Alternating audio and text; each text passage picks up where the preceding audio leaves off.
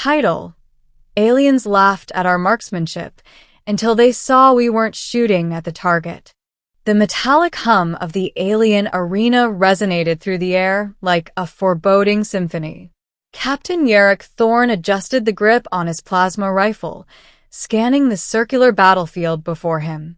The oppressors, the alien race that had ruled the Outer Rim for centuries, had summoned humanity to demonstrate skill in a test they called the Gauntlet of Precision. "Ready your shots, humans," the towering overseer bellowed, its multifaceted eyes glinting in the harsh arena lights. "Show us your incompetence." Yarrick exchanged a glance with his squad, Sierra, Malik, and Dr. Leora's Vance. Each of them was armed and armored, though the armor felt inadequate against the scale of this alien world. The targets before them were massive constructs, shimmering holographic dummies that the aliens had designed to mock human marksmanship. They were confident. They laughed. "You see, their eyes are too narrow, their hands too weak," one of the oppressors hissed in collective thought speech, a chorus of disdain. "They cannot hit what they aim for." Yarrick smiled faintly beneath his helmet. The alien's amusement was deafening, but he didn't flinch. "Then let's give them a show," he whispered. When the signal blared, human rifles discharged. Plasma bolts zipped across the arena, but not at the designated targets. Every shot was slightly off-center, bouncing harmlessly against empty space, or deliberately scattering around the arena. The aliens' laughter grew louder. "Pathetic," the overseer shrieked, its voice echoing unnaturally. "Their aim is horrendous. They cannot even touch the simulacra." Sierra smirked as she fired another series of shots, all calculated chaos. "Keep it up," she muttered to the others. "Let them think they're winning." And they were. Hours passed, and the aliens reveled in what they perceived as human incompetence. Every volley that whistled past holographic dummies reinforced their prejudice. Humans were laughably weak, untrained, and fundamentally unworthy of recognition. Their confidence swelled to arrogance. But then the humans revealed their true plan. Malik pressed a hidden switch on his rifle, initiating a chain reaction. Plasma bolts that had seemed random moments earlier began to converge, not on the holographic targets, but on the energy nodes powering the arena itself. The devices that generated the oppressors' holograms, shields, and environmental controls began to overload.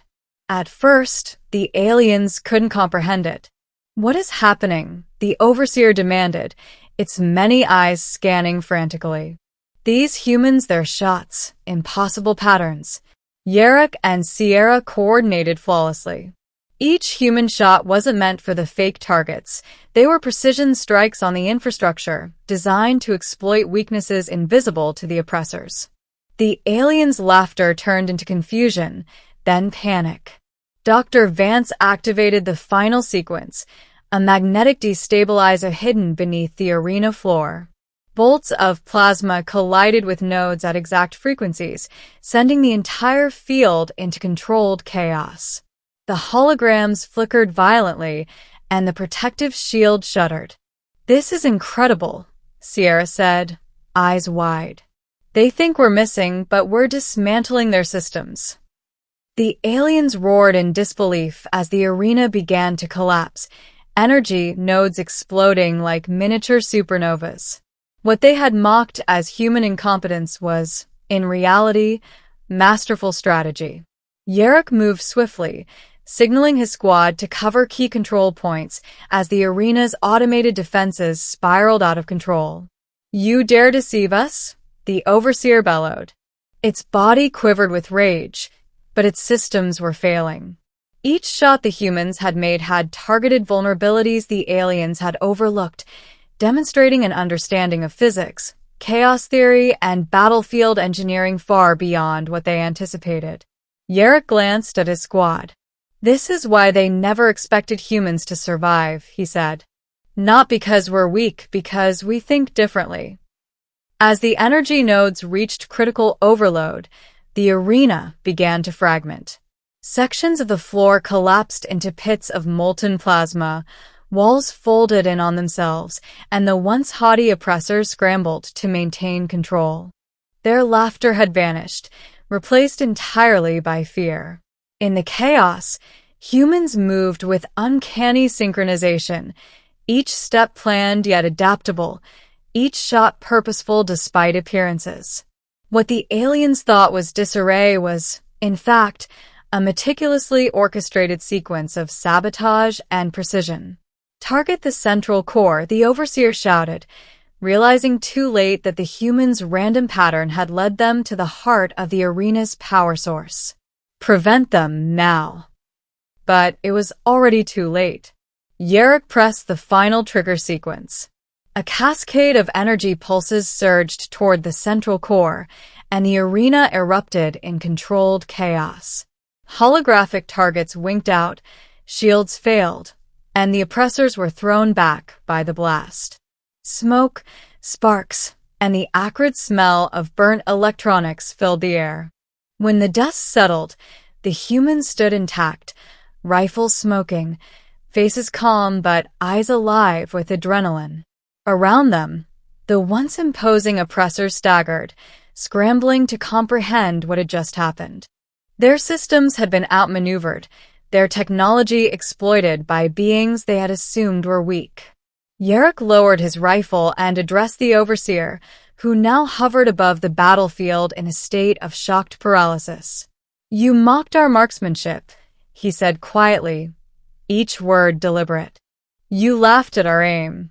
But we weren't aiming for your targets. We were aiming for your arrogance." For a moment, silence reigned. Then, an audible sound of shivering reverence, or was it fear, emerged from the aliens.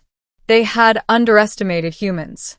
They had believed that mimicry of aggression and adherence to convention were the measure of skill. And they had been wrong. Dr. Vance moved to the console, initiating a shutdown of the arena's automated defenses. "We didn't just survive," she said. "We proved them wrong. And now, we can walk out as equals or better." The oppressors, their pride shattered, observed the humans retreating. Each step was deliberate, each movement calculated to demonstrate control and composure. They had been humbled, forced to recognize the ingenuity and unpredictability of a species they had considered inferior.